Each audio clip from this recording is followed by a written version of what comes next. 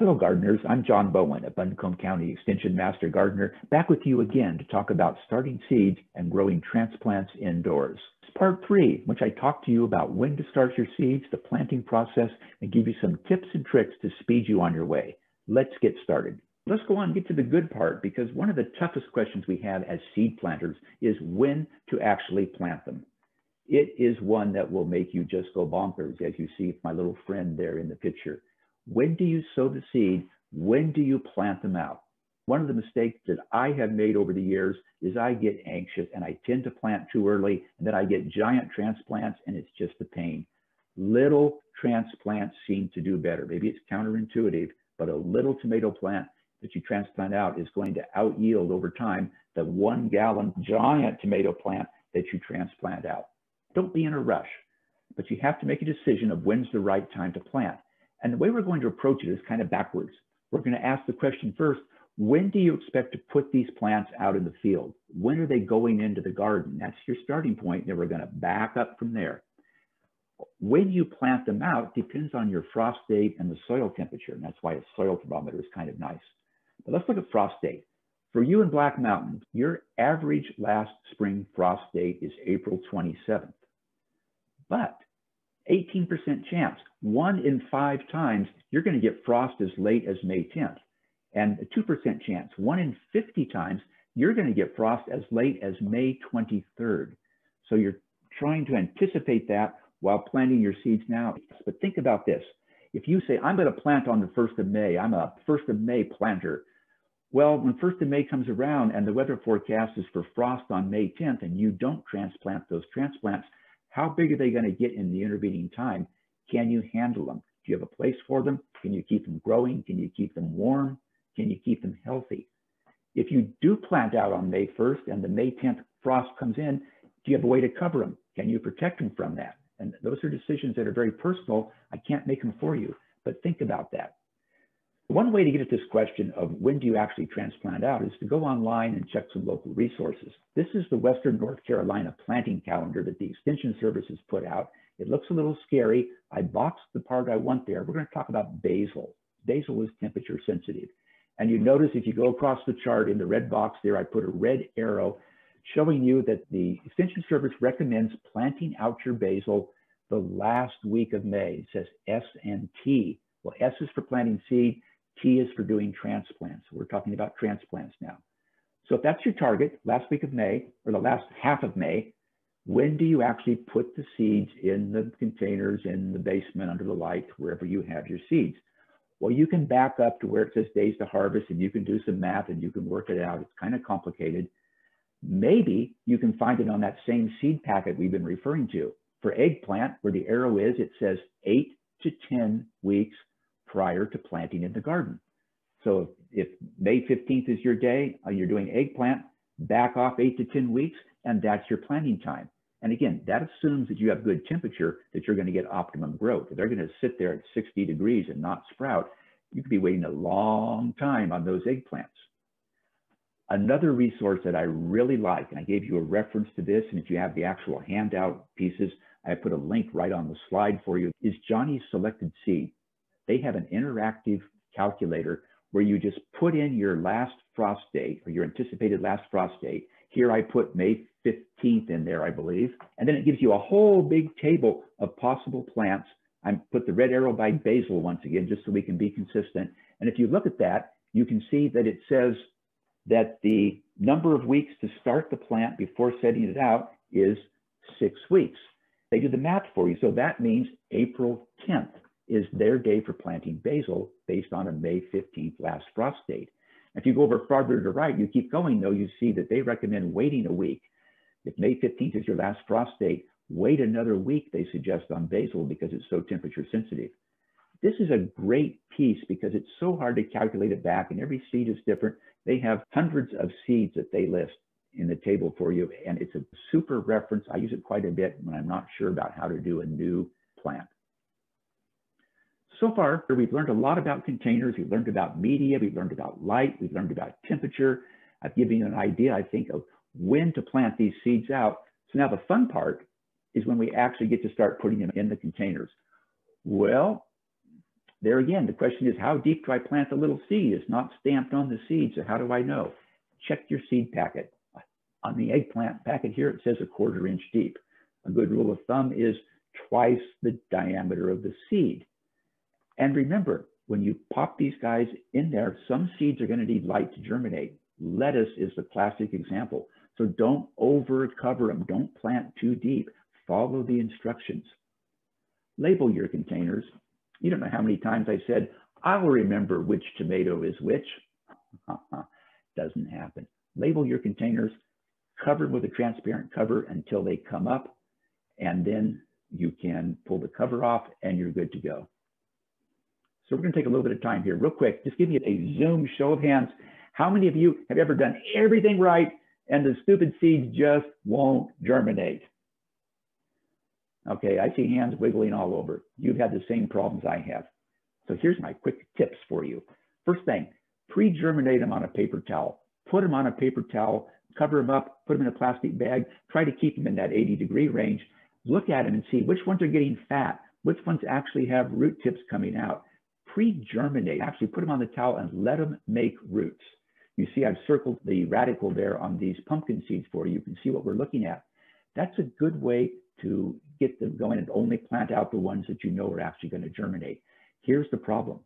Those little roots want to grow down, of course, and they may grow into the paper towel. And if that root tip gets buried in the paper towel, if it actually gets into the towel, you pluck the seed up, you can break the tip off and you've killed the seed.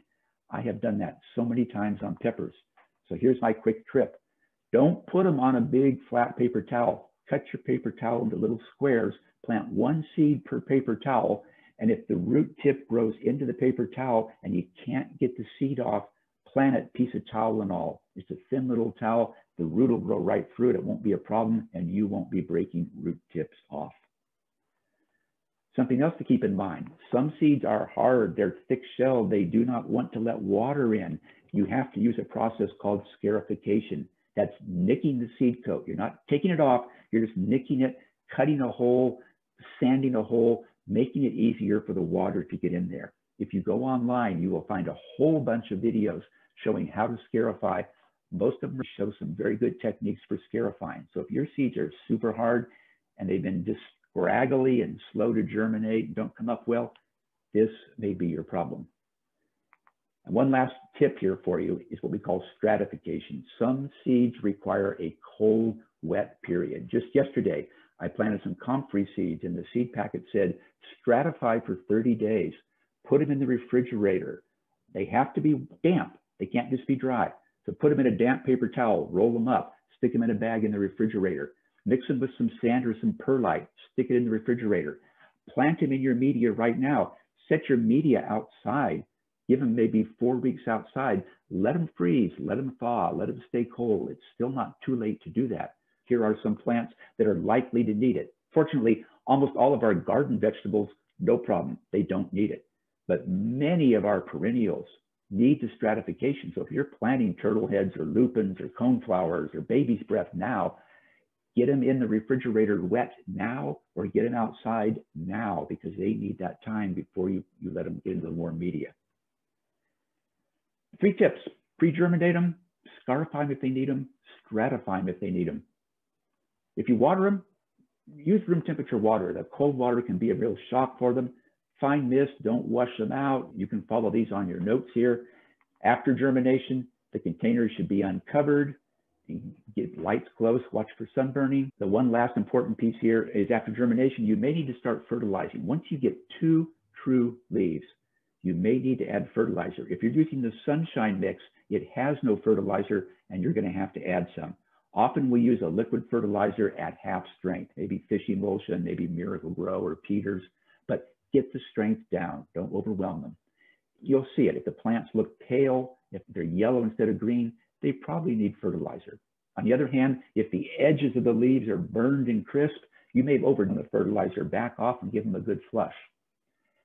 And you might want to add a fan to circulate the air around the plants. You get the plants waving back and forth in the fan a little bit. It builds strong stems. It makes them stockier. It makes them even easier to transplant.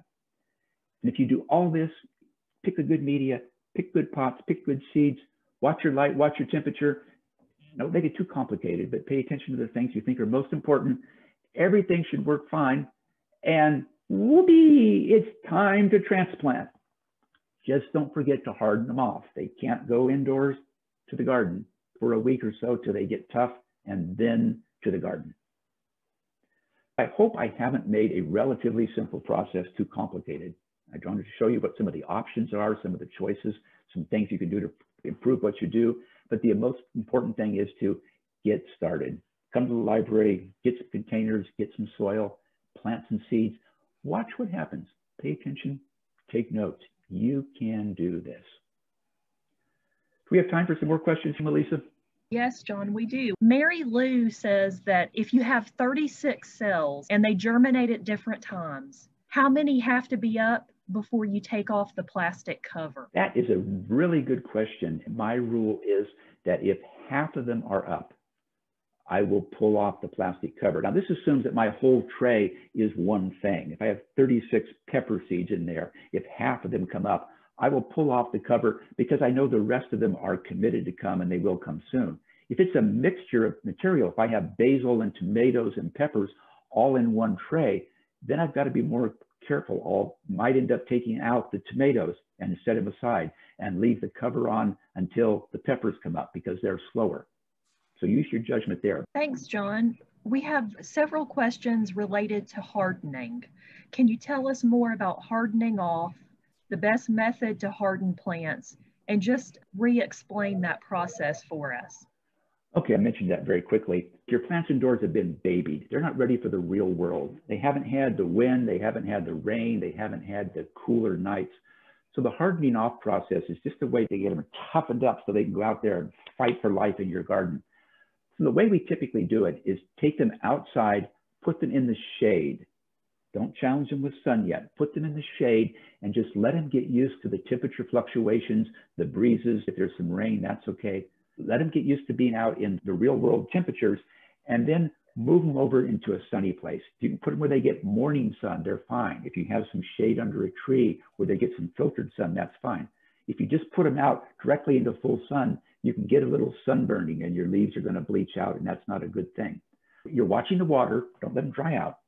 I usually try to go 2 weeks on mine. Other people have said that a week is adequate.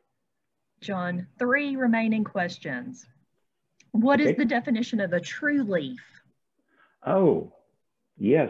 When your plants first come up, they're going to have a very characteristic leaf on them, and that's the one we call the cotyledonary leaf. It actually is coming out of the seed, and it will usually not have any big divisions. It'll usually be fairly uniform in shape.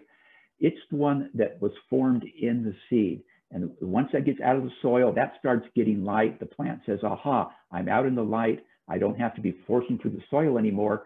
Then the shoot will come out in the area of those first cotyledonary leaves, and you'll get your first leaf that actually looks like the real leaf on your plant.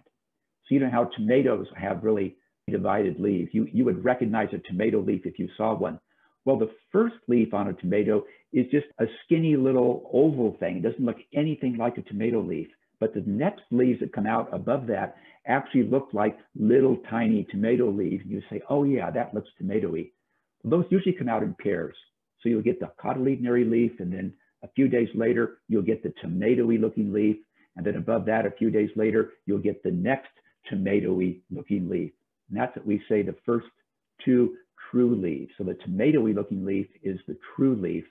You get 2 of those, and that's a good time to start fertilizing, because the seed usually has enough resources to sustain the plant quite well until it gets to that size. Charlie asks, where can you get the clear plastic domes for the 1020s? Most of the nursery centers carry them. I was over in Fifth Season Gardening the other day. They had them. I imagine that all of the nursery centers that carry the trays, probably Reams Creek, Jesse Israel, BB Barnes, they probably all have those. You can order them online. Just allow enough time to get them here. They will last for years. I don't use them out in the sun because they turn yellow in the sun, but indoors under the lights, I have covers that I've probably had for 10 years and they're still fine. There's a couple more questions about hardening off. Do you bring the plants in at night while you're hardening them off? And is the hardening off before the actual transplant date? I watch the weather like a crazy person. If it's going to be below 40 degrees at night, I will bring them into the garage. I have played the game of taking it down to say 35 degrees at night, but if it's clear and 35 degrees, you can get what they call radiant cooling. You can get frost damage, even though you may not see a whole lot of frost out on the roofs of the grass. So my cutoff is if it's below 40 degrees, I will bring them in just to protect them. And you do that before you put them out in the garden. If you're going to transplant them out too quickly, then you need to protect them out in the garden. So what some gardeners do is transplant them out fairly early, and then they'll put some sort of a cloche over them. I have cut the bottoms out of plastic milk jugs and set those over them so that it acts like a little mini greenhouse.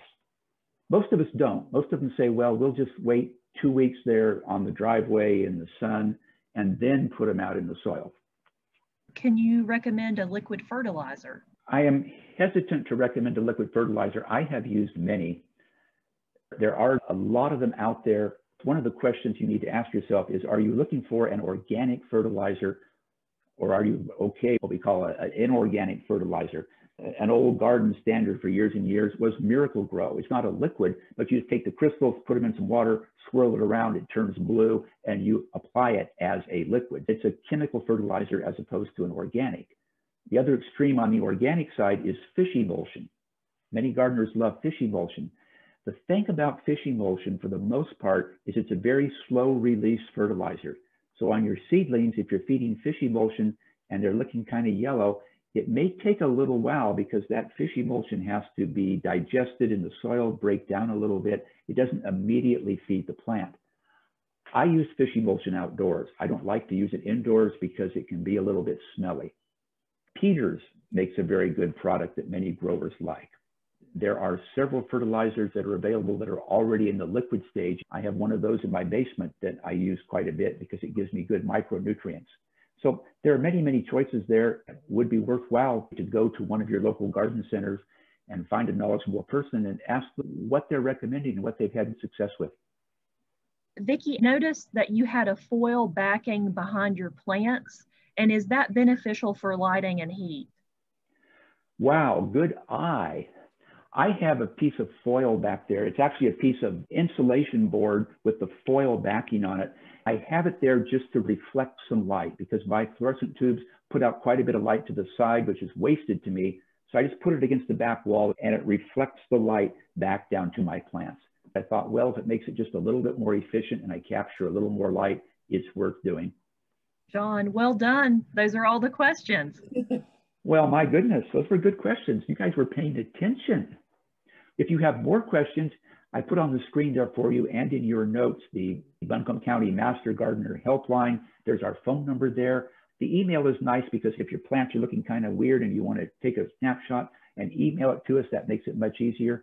We are there Monday and Wednesday, 10 to 2, and Friday, 10 to noon. We are not open quite yet. We'll be there starting the first part of March during the growing season. And that's a great place to get more information. That concludes part 3. Hope you enjoyed the journey, and I hope you've learned something new and have a clear idea of how to start seeds and grow good transplants indoors. I'm John Bowen, signing off now and wishing you good luck and good gardening.